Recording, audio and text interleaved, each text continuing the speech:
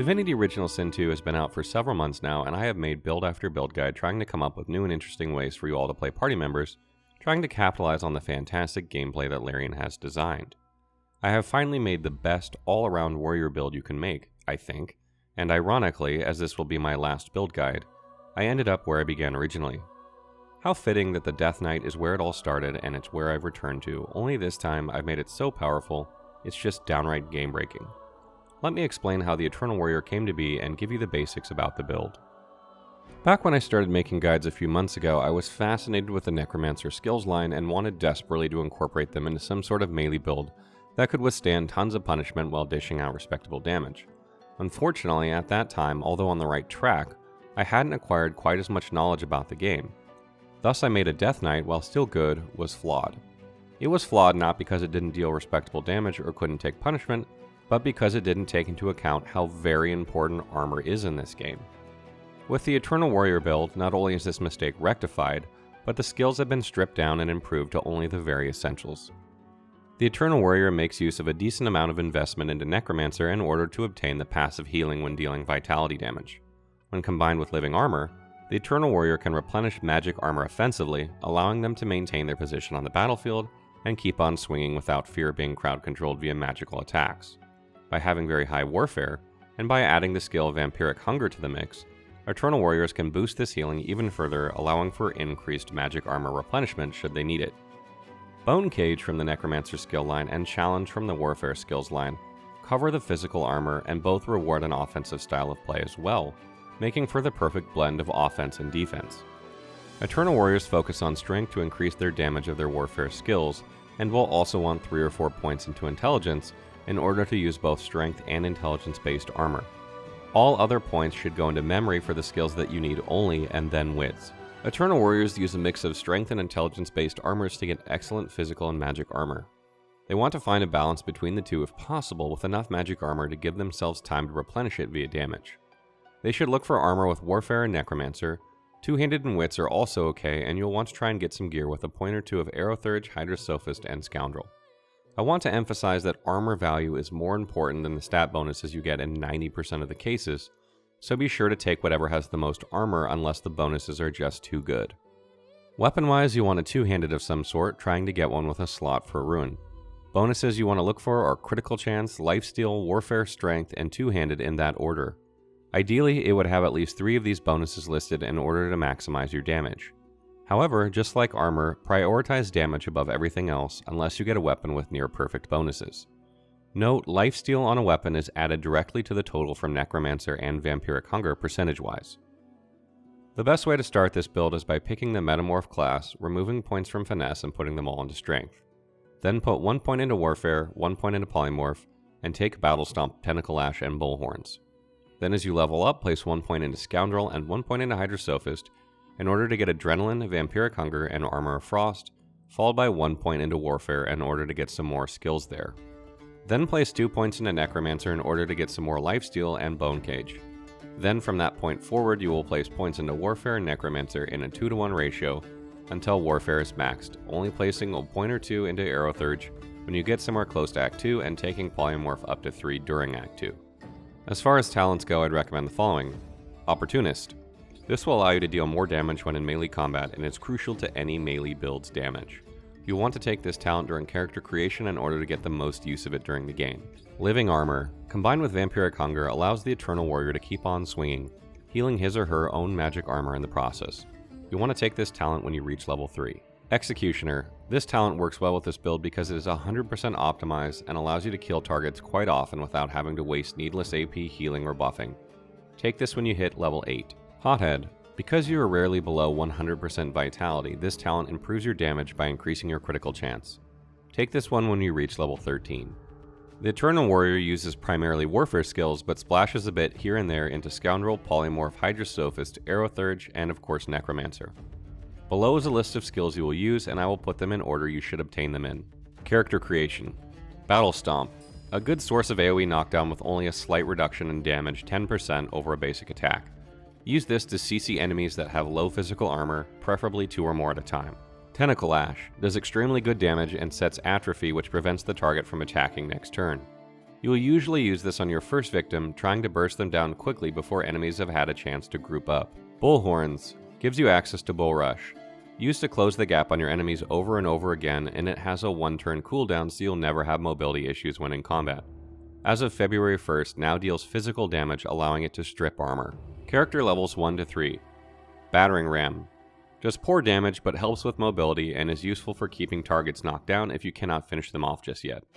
Use Bull Rush to get in range and then this skill to knock down targets with little to no physical armor. Adrenaline, a must-have skill for just about any build. Use this when things would go badly for you next turn without one more action. Keep in mind you can use it, then pop Skin Graft, and then use it again, however you will skip your next turn. Armor of Frost. You won't use this so much in the later half of the game, but it's great early on when you don't have quite as much lifesteal. Use when you need to replenish some magic armor or boost a party member if they are low. Vampiric Hunger. This skill will allow you to lifesteal early on, which will replenish magic armor. Keep in mind you must do vitality damage to lifesteal, so pop this only after physical armor has been stripped. Character levels 4 to 8. Blitz Attack. This is a great gap closer that also deals damage to up to 2 targets. Deals less damage than Bull Rush, but targets don't need to be in a straight line and can also go up or down in elevation. Use when Bull Rush won't suffice. Whirlwind deals 100% weapon damage to all targets around you and an AoE. Positioning is key, so use teleportation if you want another target to hit. You can pop Skin Graft and Adrenaline to get back-to-back whirlwinds. Phoenix Dive. A good gap closer that costs 1 AP and is excellent for the beginning of battles. Jump in, attack, and then pop a defensive skill and hopefully get an attack of opportunity. Bone Cage. A great skill for buffing up your armor, and the more dead bodies around you, the better. This skill rewards an offensive playstyle, so don't be shy about killing people. Teleportation. A great all-around skill both in and out of combat. You'll use this during fights to move enemies into range so you can AoE more than one target, ideally 3 or more. Uncanny Evasion. One of 2 defensive skills this build uses that isn't tied to offense in some way. Use this when you've left too many enemies standing or alive to help mitigate damage you will take during the enemy's round. Character levels 9 and up. Challenge. As of February 1st, this skill now only costs 1 AP, making it viable for nearly every warfare-oriented build. Buffs physical and magic armor in addition to increasing your damage by 15% for 1 turn. Skin Graft. This skill works fantastically with this build and now only costs 1 AP since February 1st.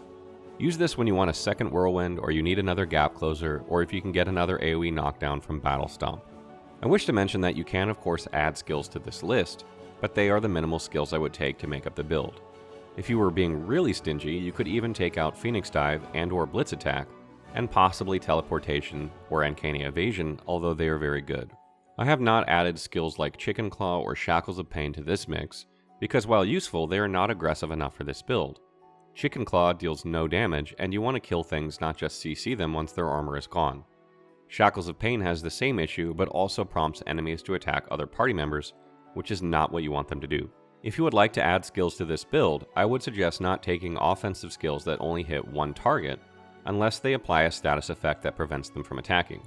And I would suggest not taking any defensive or utility skills that cost more than 1 AP, since dealing damage is priority. This whole build revolves around offense, so learn to play aggressively and try to take out or CC targets as often and quickly as you can.